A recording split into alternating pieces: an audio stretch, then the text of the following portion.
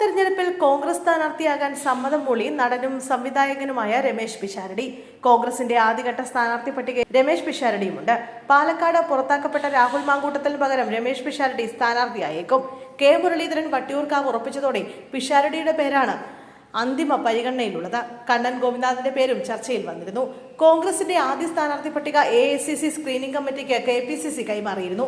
പ്രതിപക്ഷ നേതാവിന്റെ യാത്രയ്ക്ക് ശേഷം സ്ഥാനാർത്ഥി പട്ടിക പ്രഖ്യാപിക്കുമെന്ന് KPCC അധ്യക്ഷൻ സണ്ണി ജോസഫ് വ്യക്തമാക്കി.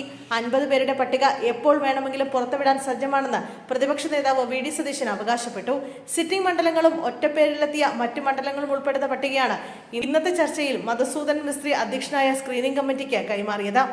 മധുസൂദനൻ മിസ്ത്രി അധ്യക്ഷനായ സ്ക്രീനിംഗ് കമ്മിറ്റിയുമായി 2 മണിക്കൂറോളം നേരം ചർച്ച നടത്തിയാണ് പ്രതിപക്ഷ നേതാവ് VD സതീശനും KPCC അധ്യക്ഷൻ സണ്ണി ജോസഫും ആദ്യഘട്ട പട്ടിക കൈമാറിയത്. പാലക്കാട്, തൃപ്പൂണിത്തറ മണ്ഡലങ്ങളിൽ ഒഴികെയുള്ളിടത്ത് സിറ്റിംഗ് MLA-മാർ തന്നെ മത്സരിക്കട്ടെ എന്നാണ് ഒടുവിലത്തെ തീരുമാനം. പാലക്കാടും തൃപ്പൂണിത്തറയിലും ചർച്ചകൾ തുടരുകയാണ്.